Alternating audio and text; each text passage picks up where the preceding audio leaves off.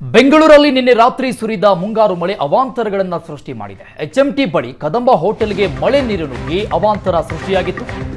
ಮಳೆ ನೀರಲ್ಲಿ ಗ್ರಾಹಕರು ಕುಳಿತು ಊಟ ಮಾಡಿದ್ದಾರೆ. ನಿನ್ನೆ ರಾತ್ರಿ ಸುರಿದ ಮಳೆಗೆ ಗ್ರಾಹಕರು ಕಂಗಾಲಾದರು. ಮಳೆಯ ನೀರಲ್ಲೇ ಕುಳಿತುಕೊಂಡು ಊಟ ಮಾಡಿದ್ದಾರೆ ಹೋಟೆಲ್ನಲ್ಲಿ. ಜಾಲಹಳ್ಳಿಯ ಕ್ರಾಸ್ನಲ್ಲಿರುವಂತಹ ಕದಂಬ ಹೋಟೆಲ್ಗೆ ಅಪಾರ ಪ್ರಮಾಣದಲ್ಲಿ ಮಳೆ ನೀರು ನುಗ್ಗಿ ಅವಾಂತರ ಸೃಷ್ಟಿಯಾಗಿತ್ತು. ದೃಶ್ಯಗಳಲ್ಲಿ ನೋಡ್ತಾ ಇದ್ದೀವಿ ನಾವು.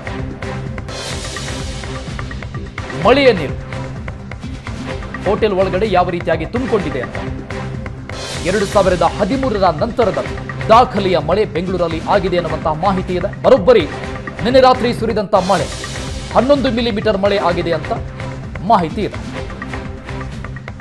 ಈ ದೃಶ್ಯ HMT ಬಳಿ ಕದಂಬ ಹೋಟೆಲ್ಗೆ ನುಗ್ಗಿರುವಂತಹ ನೀರು.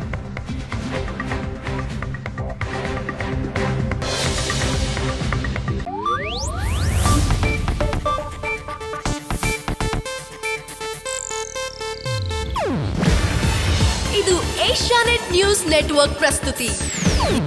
ನೀವು ನೋಡ್ತಿದ್ದೀರಾ ಏಷ್ಯಾನೆಟ್ ಸುವರ್ಣ ನ್ಯೂಸ್.